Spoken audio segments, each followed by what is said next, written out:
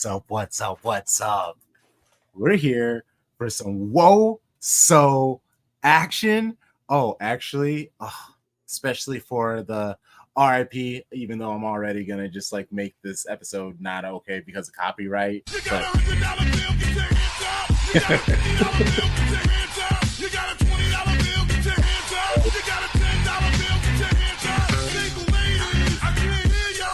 hey, we are here to talk about some WOSO action, some UWCL. I am CrunkChocolate. I'm here with ThomBomb. We are here with our new good friends, Dino Grant of Into the Channel. We are just very thrilled to, first off, to connect with you guys because you're doing most dope things, and we really have wanted to try to do as much. We're big in collaboration in the first place, but we want to try to step out and collaborate in new, fresh ways. And there's still so much in the WOSO world that we don't do. So this is a wonderful step in that direction. So truly thank you too. But Shady Gang, welcome Grant and Dino. Everybody listening on the Into the Channel side, hi, hello. Thank you for letting us join you in your space. Thanks for having us, man. I appreciate it. It is always, I mean, I guess it's not always. This is the first time. It is an honor to be on the internet's greatest Manchester City Football Club podcast. So I appreciate you having us. Serve. Yeah, as the lone Arsenal guy, it's all right. We appreciate it. All right.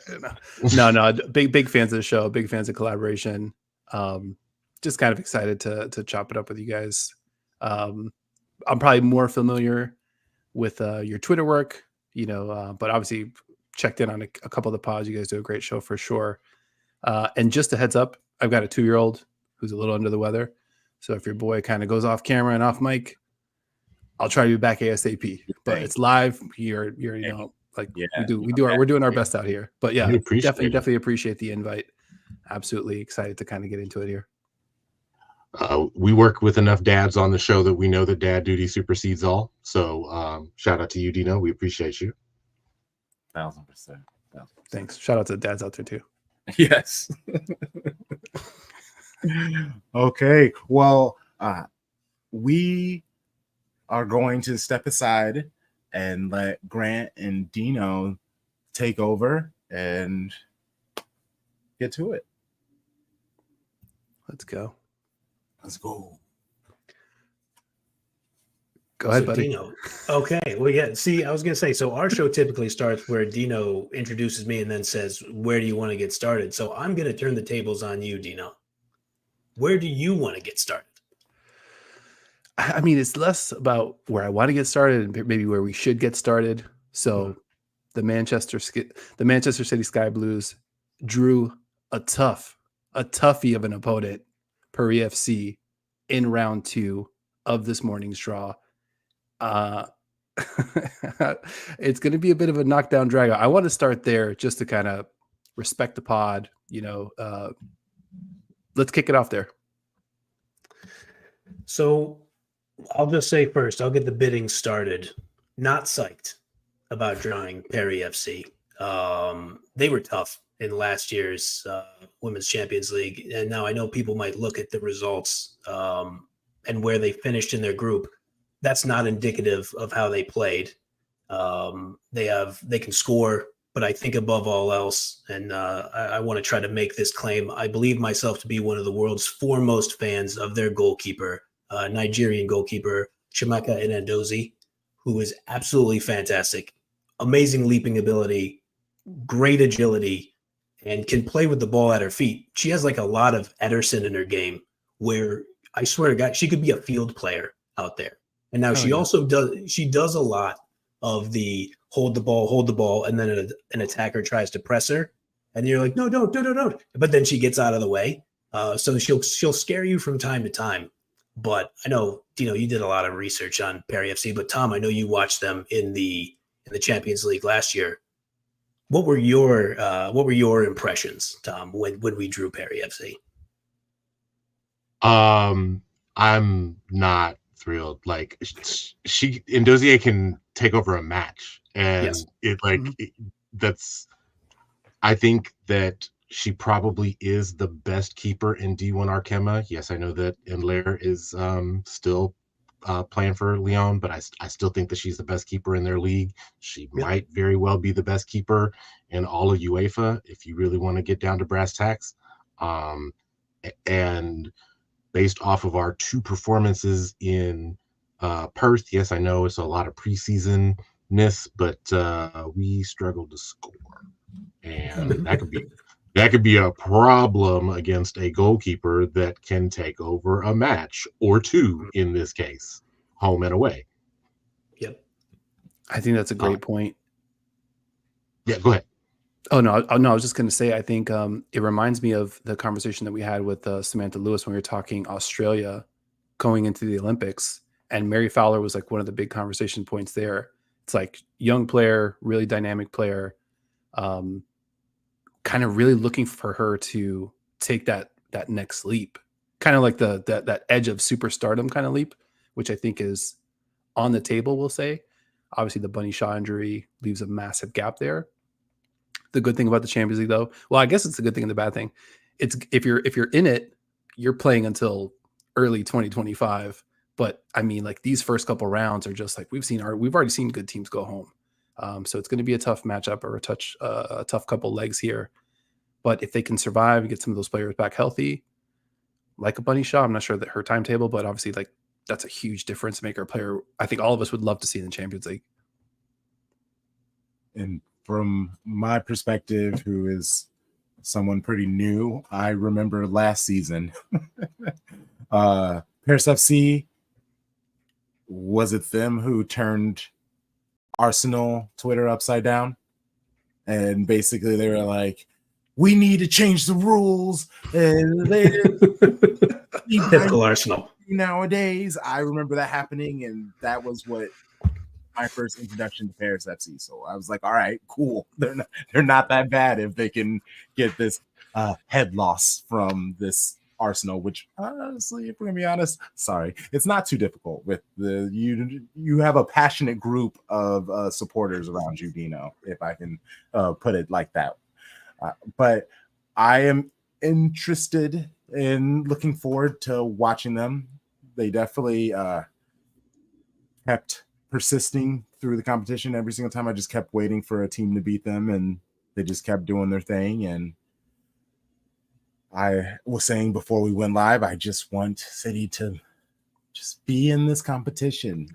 I feel like their problem is they don't play enough games to get them firing in all cylinders until about the end of the season.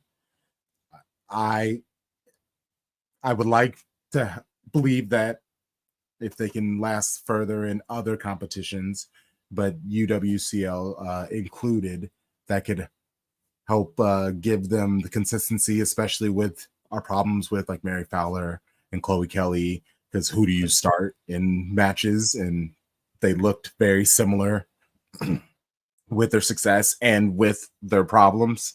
Honestly, Gareth has a pretty tough decision with who he goes with between Chloe and Mary. So if we can make it through to the Champions League, that gives more players chances to play. And I think that's going to be very important to, yes, this season, but with such a young team next season for real, because I think this is just the opportunity to be in the competition, to experience, get that experience points up. But if they even made it to the competition, how far do I expect them to go? I wouldn't say that far, but I obviously will boldly and blindly root for my team.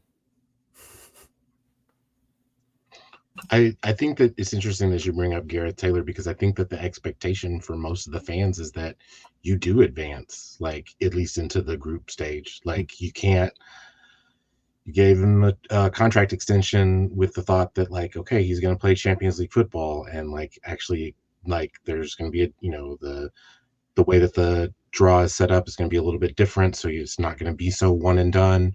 And so the expectation now is that you get to the group stage, and if he does not get to the group stage, short of winning a domestic treble, I don't know. It looks kind of weird for him. Yeah. And I don't want to get too much into. Actually, Grant, what's your opinion on? So I think in that match that cost us the title last year against Arsenal, where Stina Blackstenius comes on and scores 2 goals at the death, we lose to Dino's Arsenal at Joy Stadium. Shameless plug, your boy was there. I was there covering the match from the press box. It felt like they got outcoached in the second half. I think Hempo scored that goal, Lauren Hemp. Dino knows I love a good nickname, but Hemp scores that goal in the 17th minute. And then it was just like, okay, let's just kick the ball around and play defense for the next 73 minutes.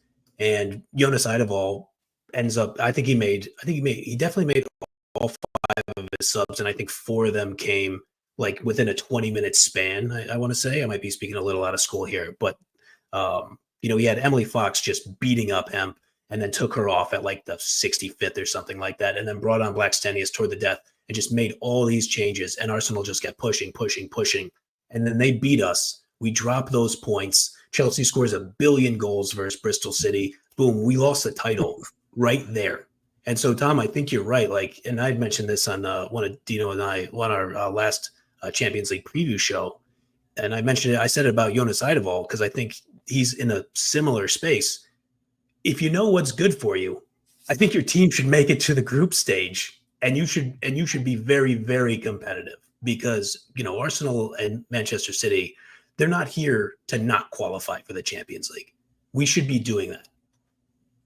Yeah, I totally agree with that. I think there's a couple different ways you could look at it. Obviously, Manchester City, not the long pedigree that like a Lyon has in the Champions League. But then you look at last season, this is a team that pushed Chelsea to the brink. Now, if you're Chelsea's probably expecting to make the semifinals or the final or to win the whole thing. And if City's right there neck and neck, on the heels of what happened last year, obviously injury, a lot of stuff happens, to kind of like shake the snow globe. But you probably need to be thinking, we need to get out of the group stage. We have the roster to be able to do that. The WSL is a tough league, obviously. Very physically demanding. Like they're going to be able to go in there and at the very least compete with pretty much every team in the competition. So yeah, I this is such a this is a totally terrifying time.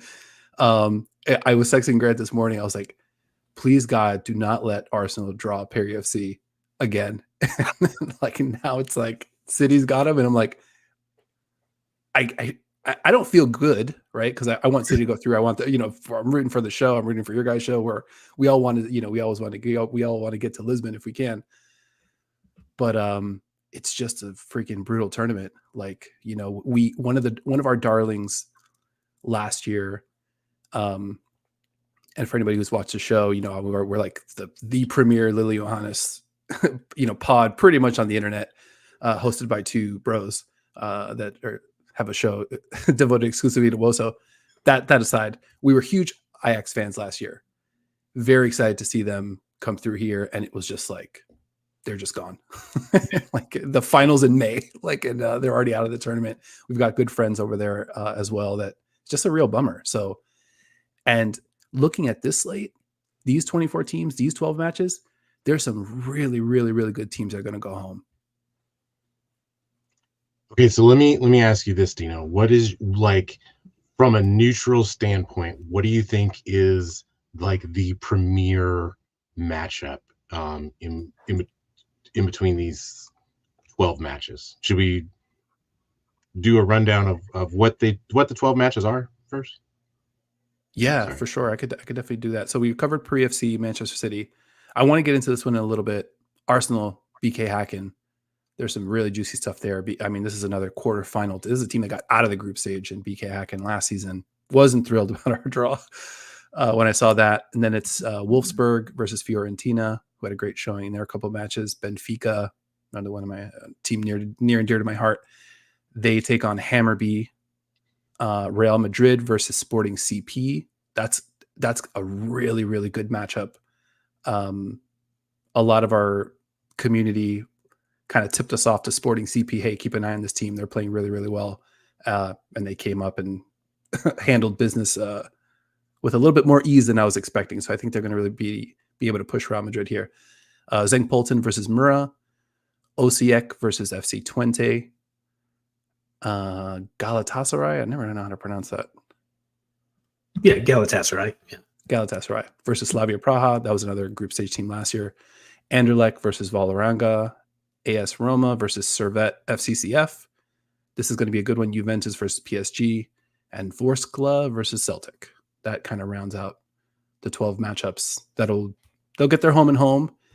And then very soon here, we'll figure out, what the rest of the group stage looks like.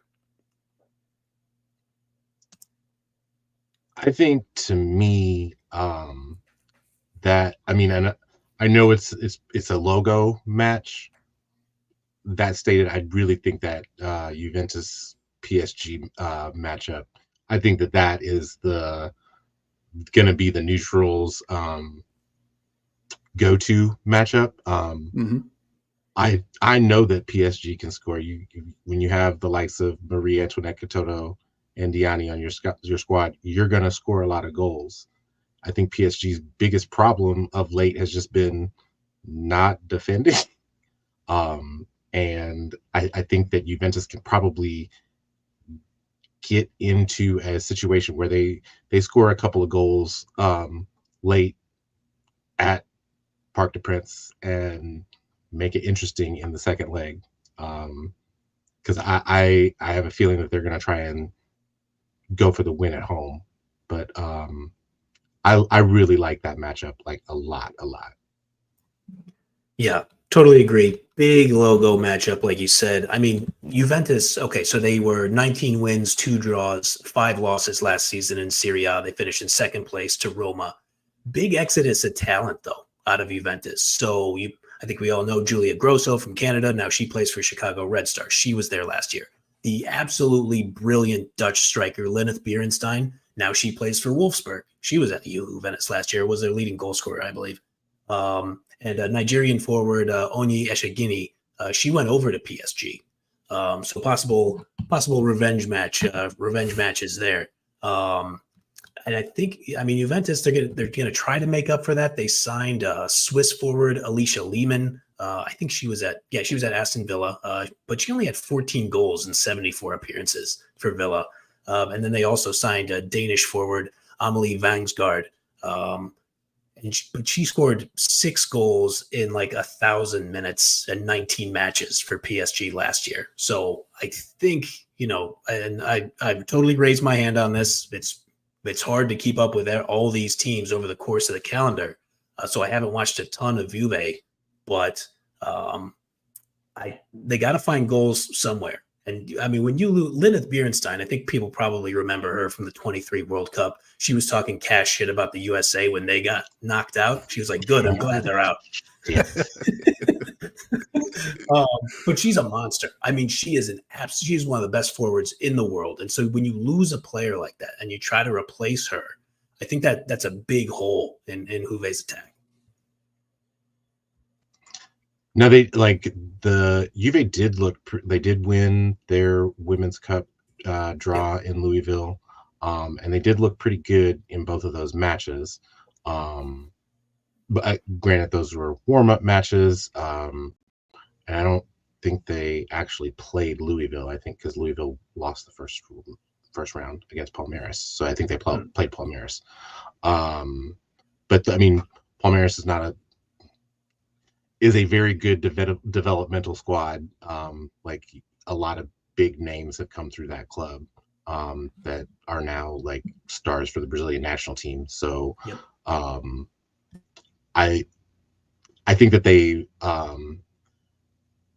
with a forward like Lehman, like she's more of a hold up type of player, so they might have to slow down a little bit, whereas like Bjornstein's going to want to run in behind and stretch our back line.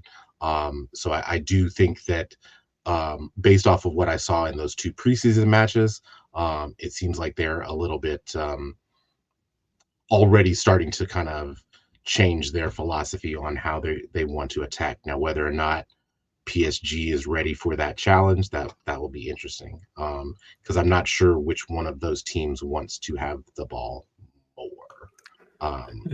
And that might be like, based off of what I just said, you would think it would be Juve, and then, but do you really want to play a high line against Marie Antoinette Cantoto and Diani, and let them run in behind? Like, because I don't know if that's the best recipe for success personally. Yeah, I totally agree with Katoto. Diani's playing over at Lyon now. Oh, that's right. She did move. I forgot about that.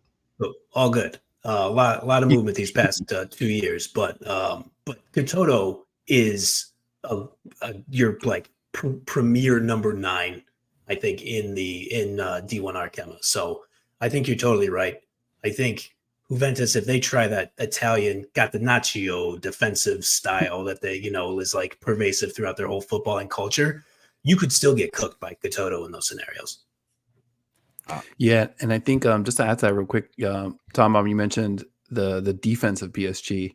So one of the biggest issues, I think they did pretty big move to kind of solve it, and that was a goalkeeper, bringing in Mary F. Earps, who we love on the show, who I think would take a little offense to talking about all the Anadozi talk is the best keeper. I mean, I probably have Anadozi ahead of Earps, but I think she's going to do a lot to just kind of settle things down as well.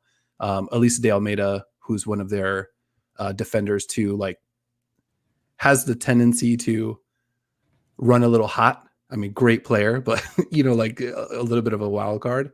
I think a player like Earps is going to do a great job kind of settling things down, directing traffic a little bit more.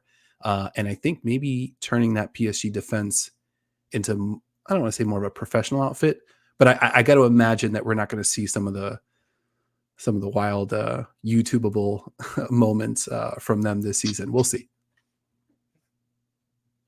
I did forget about Mary Earps, the WOSO equivalent to Jordan Pickford.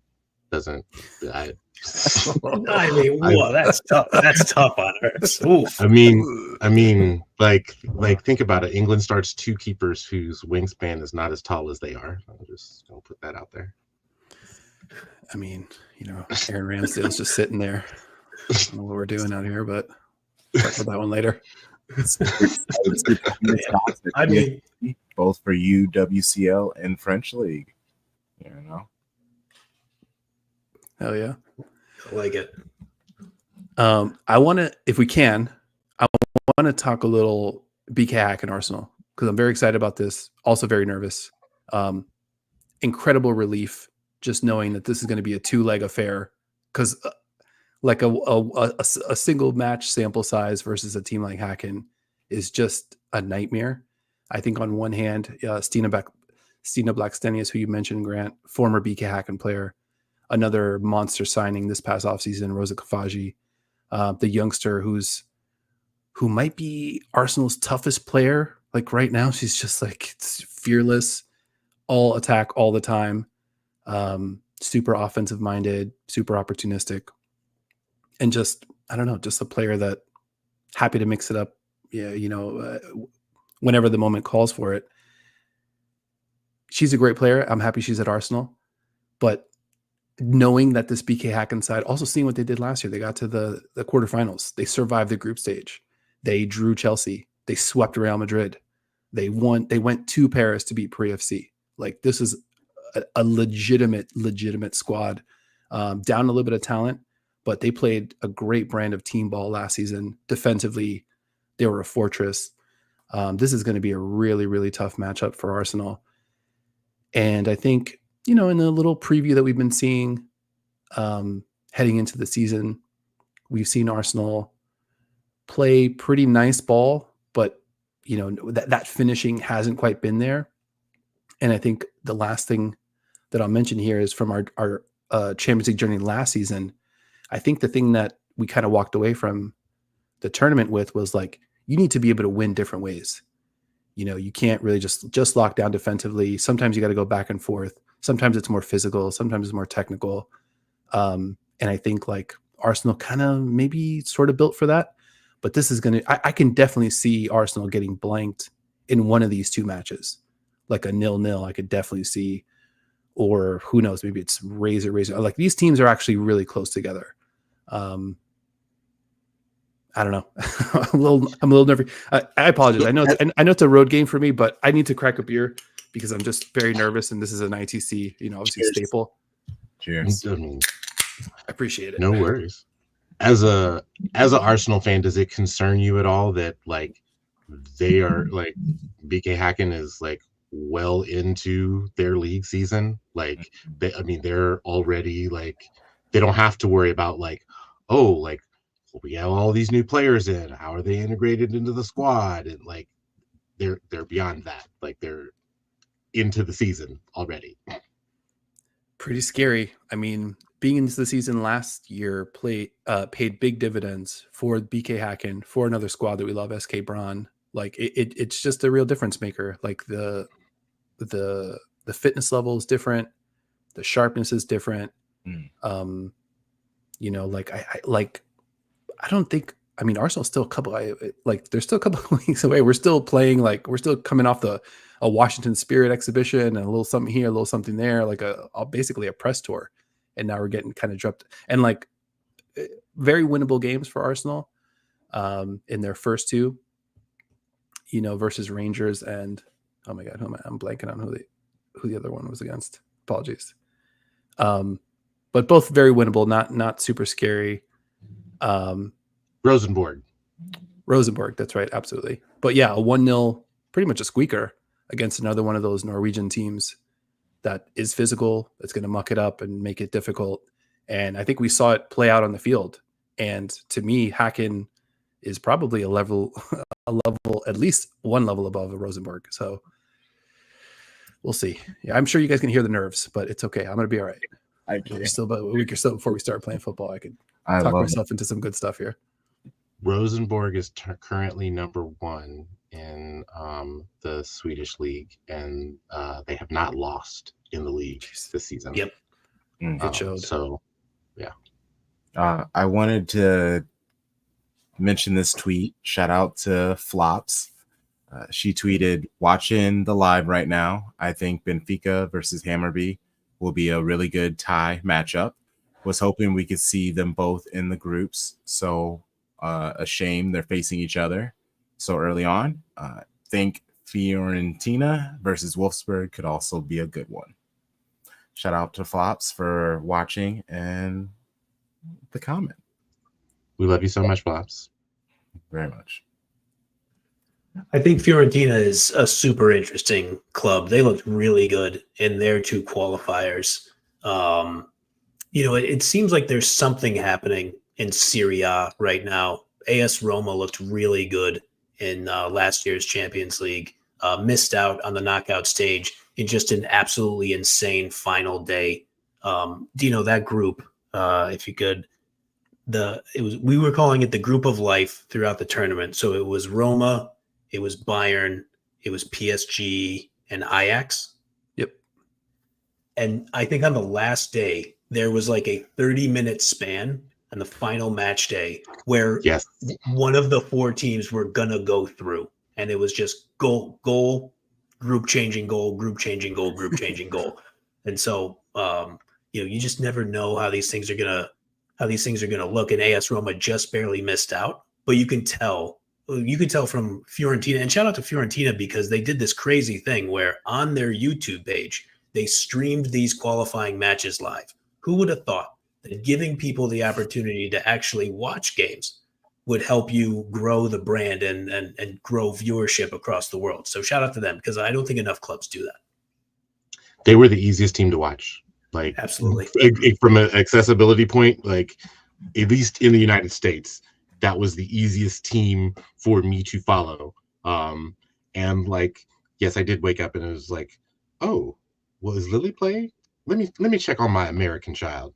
Notice how I said my American child for all you folks out there. That's my American child. American child. Born in Maryland, or wait, Virginia, right? Virginia, yeah. There we go. Very American, if you ask me. We'll see. We'll see. Nothing's been decided yet. And then Fiorentina. Shout out to their brand team. They're doing what they can to kind of be out here trying to be America's team. I want to talk about being. Oh, go ahead, Grant. Can I talk about a little more about Fiorentina, though, if you don't mind? So, okay, they're led by the Spanish football legend, Veronica Boquete, known colloquially as Vero. She's a trailblazer. She's a leader. She's one of the greatest footballers in the history of Spain. She's the first Spanish woman to ever lift the UEFA Women's Champions League trophy back when she played for Frankfurt in 2014. She has a ton of other accolades and accomplishments. She was a leader in Spanish football, fighting against the rampant abuse that was going on, even going back to their previous dirtbag coach, Ignacio Guedes, and then their last former bullshit coach, Jorge Vilda, who, for anybody who's watched Into the Channel, who I have given the nickname fucking Bozo Jorge Vilda. Get him out of here immediately. Free Morocco. Damn right. Yeah, get that dude all the way out of Morocco's program. But I digress. Boqueta, she is 36 years old. Last season, she had 9 goals and 8 assists.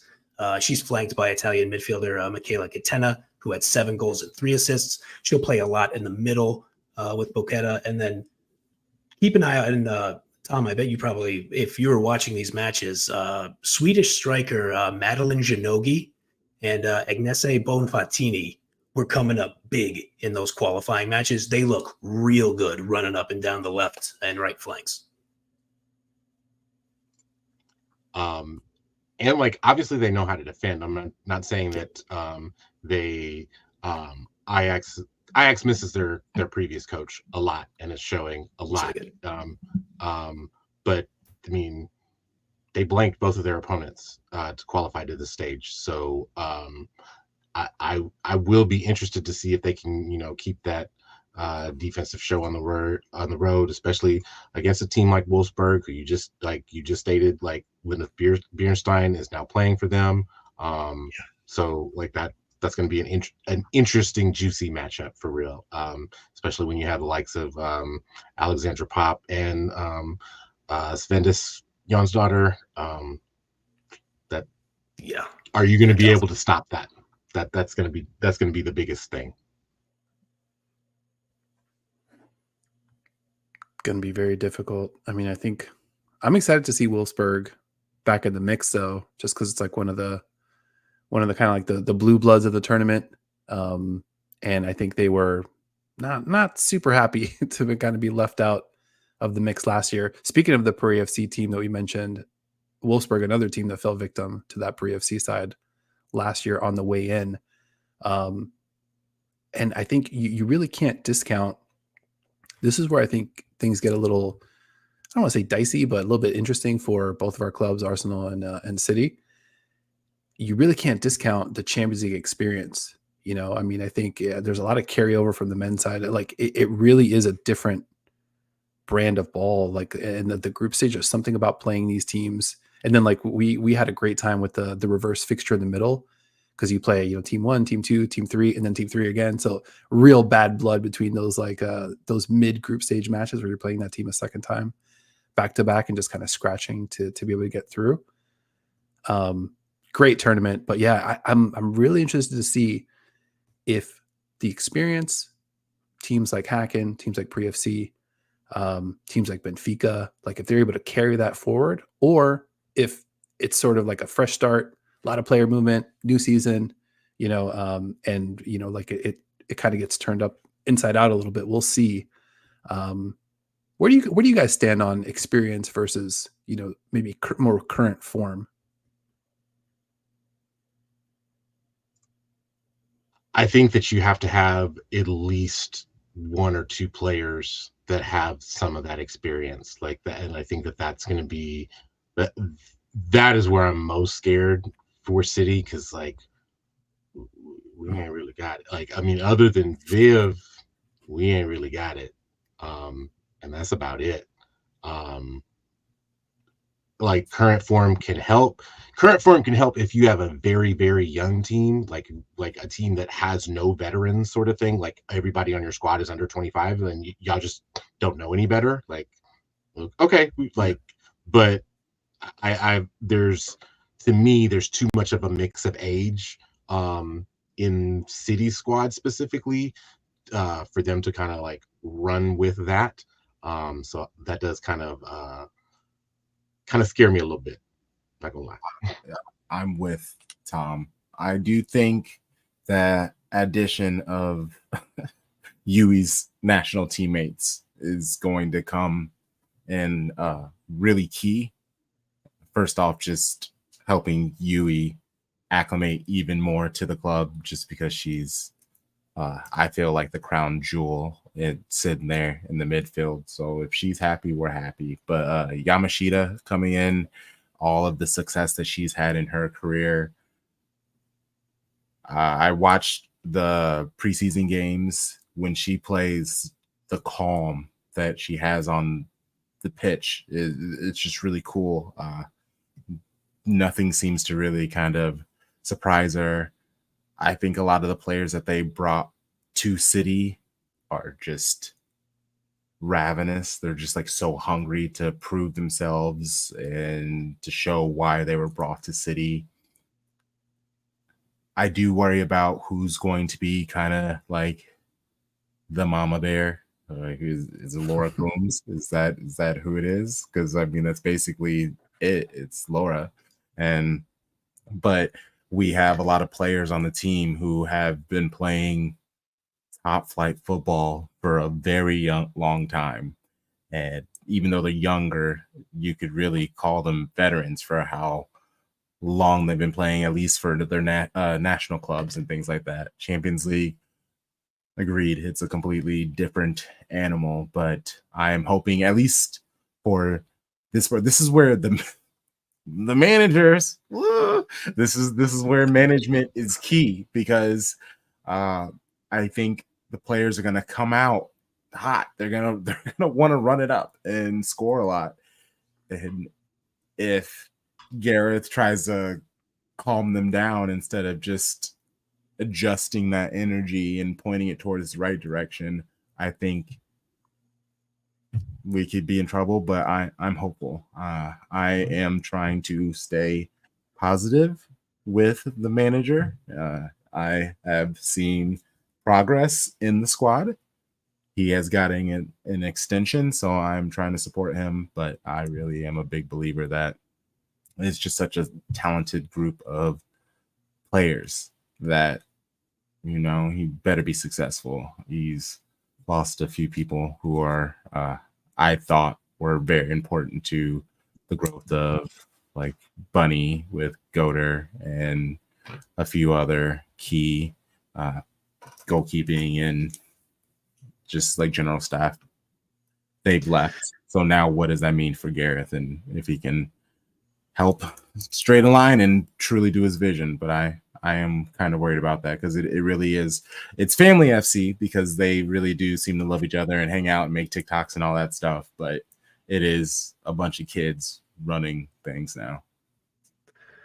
Yeah. I mean, the retirement of Steph Houghton, you know, that's a gap right there. I mean, and even when we watched the Champions League last year, and you could probably say this for pretty much every tournament, there is no scenario where you're not going to take a gut punch at some point in that tournament. And that's where you kind of need like those vets or a really established manager to kind of look around and be like, all right, everybody, calm down. We can come back from this and we can kind of get it going. Yeah, I mean, even Barcelona had multiple moments. You know, they obviously win the whole thing last year, and they look unstoppable through stretches. They were down 1-0 to Frankfurt, Eintracht Frankfurt, during one match in the group stage. They had to fight a hell of a battle versus, Dino mentioned earlier, our beloved SK Brann out of Norway. They were in a dogfight with them. And the thing about some of these matches, and we've talked about BK Häcken, who play up in Gothenburg, Sweden. and you're playing them in November. It's fucking cold up there. And so, like, I almost feel like having veterans around to kind of be like, okay, guys, this whole environment sucks. It's loud in here. There's like a big awning over the stands, so all the noise is being like projected at you, and it's like 20 degrees Fahrenheit. We got to keep ourselves together and still play football. So, I mean, I think this tournament, probably like many, like I said, but you got to have some calming veterans. I really hope Miedema kind of steps up for City in that role. I think things are set up for that to happen. Kind of wish she had, she's able to log maybe more minutes leading up to this. And I think that's where, I was a little bummed. I was kind of watching the WSL table last season. Okay, can we get up to second? I don't want to kind of mix it up in this round one of the Champions League draw. But actually, in retrospect, I think playing these two extremely high stakes matches for Arsenal going into, I think, next week's action, or maybe the games are maybe 8 or 9 days from now, I think is a huge help, especially not having participated last season. These teams, you look at some of them that took the league path, that got the bye, that advanced straight to round 2, possibly a little bit of a disadvantage, like a Juventus, maybe even like PSG, maybe, like they're so loaded that tough to see that happening, but like Roma is going to have to, they're not fully in league play. They're going to have to kind of show up a little bit cold, and try to win a couple big matches to kind of make it back to the group stage. I think Wolfsburg's in that camp as well. So obviously there's a little bit more experience on that side, but I'm kind of happy we got these 2 matches under our belt, and I'm going to be interested to see if that has a carryover effect as well. Were these teams that got these 2 matches, proper warm up, proper stakes, got the blood pressure elevated a little bit. Was that helpful? Was that not helpful? I think there's just so many interesting dynamics between different leagues, different countries, different states, and seeing what kind of effect that has as the tournament rolls out here. I think we're going to see that play out with Paris FC and Man City. They had to go the the qualifier route to get to the stage. So, they've already had for all intents and purposes, they're lathered up. They know what 2 matches look like in a short turnaround. Should probably already know this, but what determines which first place club automatically make the second round? I think it has to do with the country coefficients. So there are certain leagues that have so Sweden got 2 all the way through. They got Hammarby and Häcken. They're obviously their league is ranked at a specific spot ahead of a team I found it interesting. The Dutch league doesn't have any. So I think both Twente and Ajax. Twente, I think, won the league. They both had to kind of go through the round 1. So it does have to do with the coefficient. Of the country, how strong is the league? What's the performance been like? In terms of the countries that have sent teams to the Champions League. So I think that's all kind of predetermined. And I do know that the whole format's kind of getting flipped upside down a little bit next season. So everything I learned this year goes out the window. That's all right. I don't mind. I'll start over. It's okay. I love it. And if I can once again make this about City, actually multiple responses from flops. Also, reason Fiorentina and Wolfsburg intrigues them is because Wolfsburg are very mid right now, and Stroot confuses them very much as a manager. And then on to the City part, Alex, Bunny, Roard will be the big kind of experience players for us in terms of keeping everyone's heads up in belief. Let's not forget when Roard said the team needs to focus on winning last season, they went on a 15-game winning streak. So, and Roard getting back. I'm still very new to the whole WOSO community.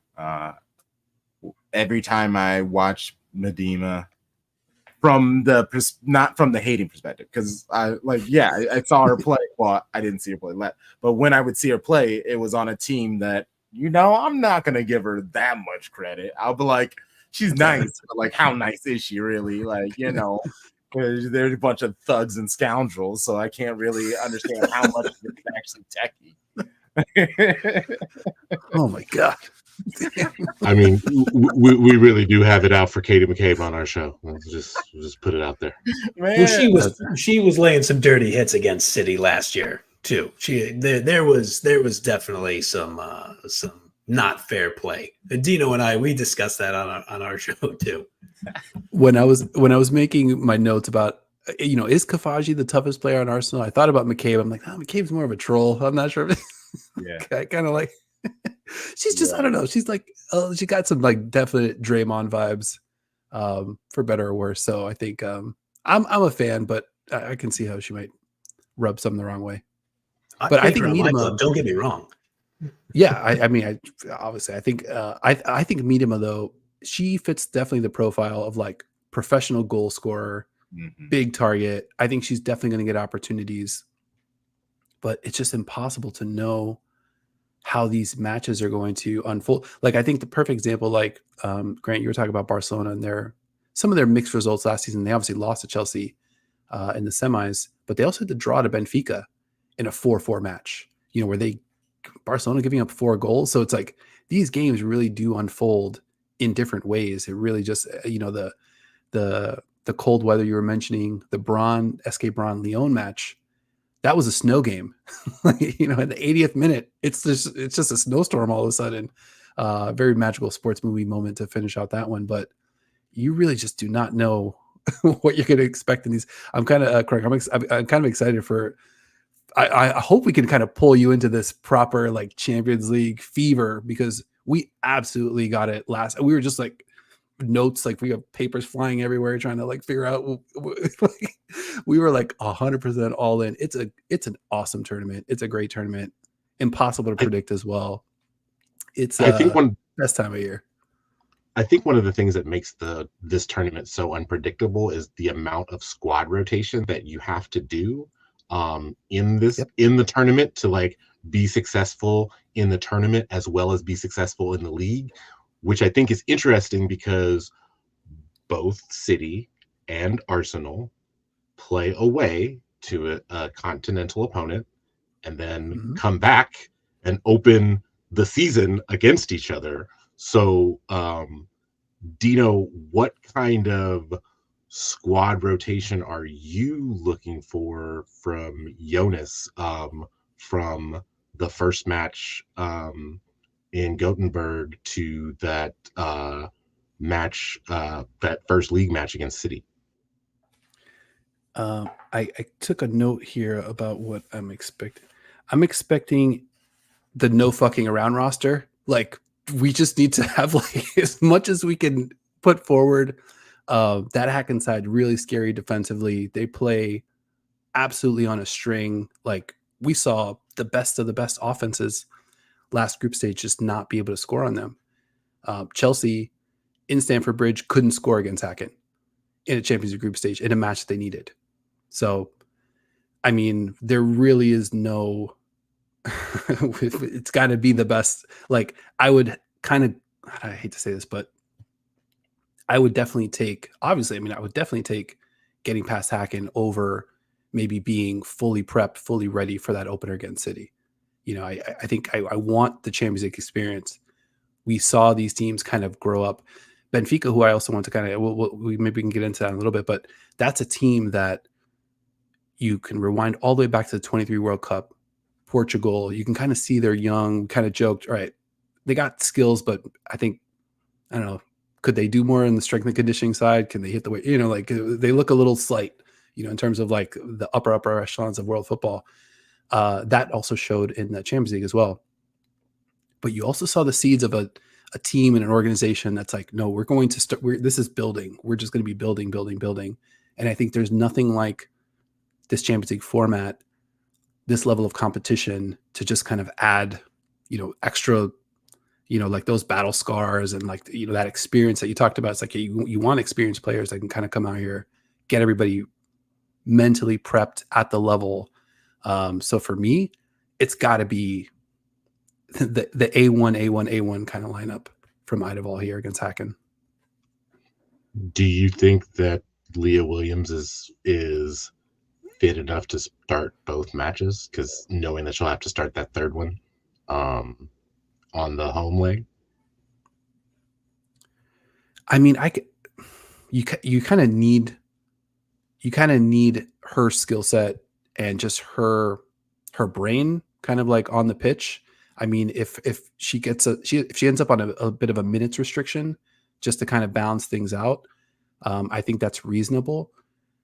But to your earlier question, this is like the chess match of it. And I think as the Champions League kind of like progresses, these coaches have to make really tough decisions. There's cup competition, at WSL, we saw what that race came down to at the end of the year. You think about a Lyon PSG playing midseason, then they get matched up, in the semifinals, so it's a tough job to be able to kind of balance all of this. But to me, a team like Arsenal, a manager like Idevall, I feel like he's got to be prioritizing the Champions League. It's just a different level of brand awareness, just growth. You really cannot. I guess you can go out and buy that experience, but ideally you earn that experience on the pitch in a tournament like this. I think it's, when you saw Arsenal, they added Kafaji, a young player who played absolutely great. I think Hacken, we talk a lot about their defense in last year's Champions League. I think they scored 7 goals in the Champions League last year. Kafaji scored 4 of them. Teammates combined for the other 3. She's just got a motor too. So that's somebody you can put out there all the time. And then they add Mariona Caldente to add that little bit of depth. It felt like that's what a lot of City's moves were too, where it's like, okay, if we're going to play these in this major cup, we're going to go for the Champions League and we're going to try to compete for the WSL, try to win the FA Cup. Of course, you just need to start adding depth, because if you look at the 4 best clubs in the world, Barcelona, Lyon, Chelsea, and the Orlando Pride, obviously, and then you make a case for the Orlando Pride. Thank you very much for that. Look how deep they are. They can rotate the hell out of their squads and still have a lot of talent out there. So I think it's a great observation, Tom, because you're going to have to, that first match, between Arsenal and City, that could have a play in what decides the league. So you might also have to just look at your players and whatever the old Bill Parcells football, what Bill Parcells quote was like, that's why you lift all them weights, is that you got to come out there and sometimes you got to play a little longer than maybe expected. If I can talk about City again, what Please. I love about the club, and particularly what Gareth did during the preseason, everybody who was there played, even the academy players. Yes, they won't get big minutes in games like this, but like Aoba Fujino played huge minutes. I think she started in the closed door match against Liverpool. I know Medima's on a minute restriction, but Laura Blinkilde Brown, she got a good start, and she's going to be the backup behind Yui, basically, which being able to give Yui a break, woo, that's a joy, because yes, she's key, she's amazing, but everybody needs a break.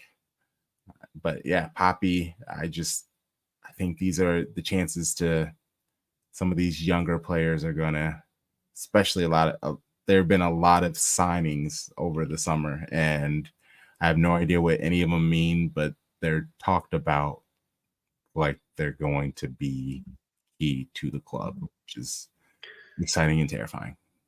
All right, Crunk, you've inspired me. I'm going to crack my beer. I just happen to have one sitting here because you gave the Alba Fujino reference. Oh, I She's love awesome, man. Yeah. We got to be excited for her, man. She is dynamic. She is not scared at all to take on defenders. I love her game. I think she's going to be fantastic for us. Yes, because she's one of those young enough that I don't know no better. That I'm not. Yes, I don't know that I'm Asian. not supposed to be this good. and she's had yeah. the league that she played in before. She's experienced success. She was the MVP 2 years in a row when she was like 17 and 18 or 18 and 19, something like that. Yep. So it's for you to have that sort of success that young, like she legitimately thinks the world is hers, and who's to say it's not? And she comes on the pitch, and you see her play just like that. Like she's fearless, and she's brand new on the team, and it all the players that they brought in, the way that it just fits the system so well. Yeah. Like Ayoba, I thought you would think that she had been practicing with the team for months. The way that she hopped in the preseason was just like 1-2ing it up around the pitch with the players. Yes, they struggled to score, but the important thing is getting the ball in the box, and they had no problem doing that. So I just think with sharpening things up, figuring a little bit of tinkering, I'm a big fan of a City scoring 6 goals. City women did a great job at that last season, but I'm hoping I can experience that joy many more this season. The way I look at it, and you saw Fujino do it as a very young player, like you said, in her league over in Japan. You saw her do it at the 2023 World Cup. She did it again at the Olympics. I just like the idea, too, of when she doesn't put one in, when she's just launching those missiles from outside the 18. I like the idea of one of them bouncing off the crossbar and then Bunny's there, because now it's still a goal. So, like, I think that she can just add a ton to the squad. She's one of my absolute favorite players from the 23 World Cup. I felt like in Japan's good run, Fujino and Jun Endo over from Angel City FC really sucked about Endo's ACL injury. But I thought Endo and Fujino were like probably the 2 nicest young players for Japan. Angel City, baby. Oh, there we go. Okay. All right. Can we free her from her boyfriend who is making her do exercises 3 weeks after she got surgery, please? And thank you. Oh, I didn't know this. Yeah, no, he's like a trainer or something, not with the club, but like I need her free from that. I think that's Probably definitely fair. not co-sign that. Was is there anything else? I feel like you said there was another match, Dino, that you wanted to talk about before we got out of here. Yes, Benfica Hammarby. Yes, Team near and dear to my heart. For any Benfica fans, obviously they finished first in the Campeonato Nacional Femenino last year. No Kika Nazareth this season. She's off to Barcelona. No Jessica Silva. She's off to Gotham FC. And we talked on our show about the 31-year-old striker from Sevilla that they brought in, Cristina Martin Prieto, who notched 2 goals like it was pretty much nothing. One of them was an absolute banger. The other one was a corner. The other one was a header off a corner from Marie Lund, formerly of SK Braun. And in the middle there of their 3-0 win, Nicole Reisler scored, who has pretty much the hardest neck tattoo in all of women's sports. Go Google that for anybody who's unfamiliar. And then in Benfica's other matchup, they beat SFK 2000. Pretty awesome name for a football team, if you ask me, who shares the distinction with 2 other teams, the most women's Champions League appearances ever with 20. So they've been around the block a time or 2. So with regard to Benfica, obviously no Kika, no Jessica Silva. They still got Marie Alidou, who I think scored 9 goals in the Champions League last season. Nicole Reisler, who I mentioned, Martin Prieto, Christy Ushabi, an excellent Jody Brown. Hell yeah. Lena Powell's in goal. This is a team. In my notes, I've got not Ajax because Ajax lost 2 forwards, didn't replace them, paid a dear price. Benfica made a couple moves to kind of make up for the shortfalls. And now they find themselves in, I think, what's going to be a really, really tough battle against Hammarby. Grant, I know you were checking into what's going on with Hammarby. I don't know if you have anything on them, but I'm sweating this. I'm sweating this matchup too. I don't like any of these for the teams that I like. I think that it's just a function of how good these teams are to be able to get to this level. I mean, you win, you get past your round 2 matchup, and you're basically in the 16. You're in the group stage. So that, I guess, is to be expected. But excited for Benfica. Yeah, Tom, you mentioned it. Hammarby sitting at the top of Damallsvenskan over there in Sweden. 18 wins, 5 draws, 3 losses last year. They're currently 14 wins, 0 draws, 4 losses this year. They lost some talent. I mentioned Madeline Janogy for Fiorentina. She was their top scorer last year. I think after their season last year, that's when Kyra Cooney-Cross, the Australian midfielder, went from Hammarby over to North London to Dino's Arsenal. But their leading scorer this year, 20-year-old Swede Ellen Wangerheim. She has 10 goals and 2 assists. She's supported by a bunch of Norwegians on the squad, notably Vilde Hassund, Julie Blackstad, who each have 6 and 5 goals respectively. And Blackstad's also added 6 assists. So they're going to play in the middle of the field. And I just think when you look at these Swedish teams, they're just tough and they're big and they're physical and they play knock you over ball. And I know, Crunk, you were talking about it before we got on. There is a level of physicality that referees allow in this tournament and just in women's football in general, where that is a real advantage for these teams that have your kind of big, frankly, bigger Nordic players out there to kind of employ that strategy. Yeah, ask that 21-22 Barcelona squad about getting pushed around. Because Leon whooped their ass, and Amadine Henry scored a worldie. That's right. Yeah, even in the last semifinal, Chelsea roughed them up as well. I mean, Myra Ramirez was a nightmare for them. Yeah. She was like to look like Derrick Henry out there, trying to like get to her. And then obviously Myra misses the second leg, and Barcelona was able to survive and kind of win. Yeah, the physicality is definitely going to be important. You guys, any other matchups? Kind of want to open it up here. Any other matchups that you guys find interesting, or any teams that you're kind of intrigued? Kind of interested in what they've got going over there. I'll hit one more real quick. I think Real Madrid, we mentioned, swept by BK Hacken, like pretty much embarrassed out of the Champions League. Like really, like by the end of it, they were in full "we've given up" kind of mode, and they've got definitely a new swagger about them. I think this season, in the round 1 matchups, even in their, I'm sorry, not in the round 1 matchups, but in the Liga F opener against Espanyol, they win that one 5-0. They've got Caroline Weir back.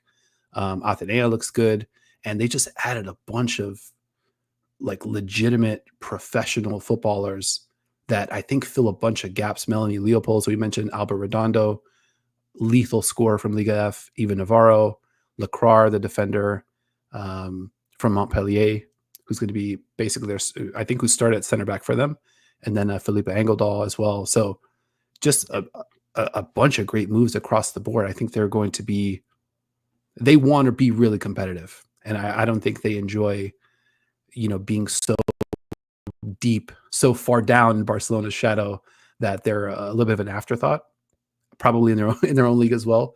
But definitely, I think within the field of this tournament. So I've definitely also got my eye on Real Madrid to see if this is like for real, if they're ready to kind of make a big time leap. But obviously, Sporting CP, like that's a side that's also coming in on a little bit of a tear. But yeah, really interested to see if any other matchups that anybody else excited about, and see if we can chop those up a little bit. That was the one that I was most excited about, honestly. Let's go. I think just mainly just because Real has so much to prove. Like, I mean, I think that, with getting bounced by Hacken, the gap between them and Barca was so large last season in Liga F. They lost to Atleti at home. Like that's like they just had a very down season for what the expectations are for Real Madrid, regardless if you play for the men or the women. So I think that's this is a good against a fun sport. Like I think all of the Portuguese teams play a fun style of football.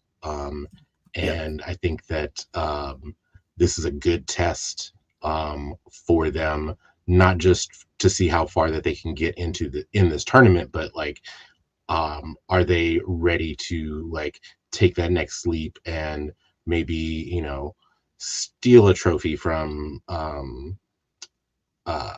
Barca, whether that be, you know, Copa de la Reina or what have you, just steal a trophy. And I think that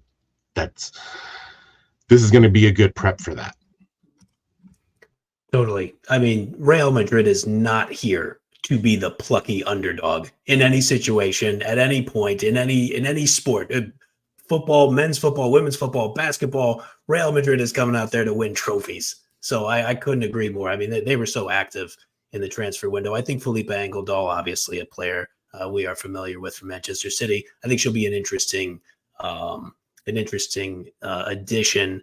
Losing Ivana Andres, I'm in the tank for her. I think she's a great defender. I thought she was a really great partner with Olga Carmona in a lot of spots. But, you know, I think you guys nailed it. Real Madrid, they are just, they cannot be satisfied with second place. So I think they're going to come out here ready to go. I'm just excited to get to know like this whole new set of teams and history, because, you know, with the men's side, if you look at a certain league, you could be like, nope, you don't need to worry about them. But here, you know, I would have never guessed that you'd be so worried about a team named Hacken. Like what? Like what is happening? Like respectfully. Like, but it's just like, so I'm just so excited to dive into this and find out the differences and the tweaks. And so I'm locked in. Feel free to keep me in this, whether City women are continuing the competition or not. Grant, Dino, I'm in, baby. I'm locked in. Let's go. Absolutely. Well, here's where I do the quick plug. You already know the ITC, the Into the Channel boys, are going to be covering this tournament. We couldn't wait to get back into the tournament. I think we're going to have another show probably before round 2 kicks off. Going to kind of dive a little deep, maybe make a couple predictions or two. And then once group stage gets cooking, you already know what time it is. We're taking time off work and, you know, putting in that PTO and doing what we can to make sure we can catch as much of what? Who said that? Grant's face was like, I don't know about that, Doug. I don't know about that one. I got a lot going on, but I also, when I take my PTO, it's for very important things, not just football. Just disclaimer. Yeah, right? You're just like, yes, not football. I will be taking PTO for very real things. Mm-hmm. Don't worry, man. It's not live. No worries. No, but yeah, if anybody wants to check us out, we're anybody who doesn't know, we're an exclusively women's football show. We might sprinkle in the occasional, Kyrie comp, trying to compare players, or I can't remember some of our better NBA. I think Myra Ramirez, Derrick Henry. I feel pretty good about that one just off the top. Yeah, first time I've used that one. But I digress. We're going to be covering this tournament pretty much from every single angle from here to May. We've set ourselves a stretch goal to actually get the show out to Lisbon for the final. So we'll have more on that coming up, but it's going to be a great tournament. And if you want to watch it, you already know, at ITC_pod on Twitter, Into the Channel YouTube. We would love to have you. We've got a great, vibrant community of commenters and people that teach us a lot too. We always joke that ITC is a learning podcast. We learn a ton from the people that rock with us on the show. We're insanely appreciative, and just happy to kind of like collaborate, like you mentioned. It's very cool to kind of share notes. And the last thing, Crook, I learned, I think from you, maybe the previous episode or the one before, that Alba Fagina was a 2-time MVP. So I appreciate you dropping that knowledge on me. Definitely took that into my notes. So yeah, just kind of happy. I want to keep the collaboration going. I hope City goes far, just so we could do a little home and home, invite you guys onto our show, and just hopefully revel in the good times. Yes. Would love to go on yours and work as much together in the future.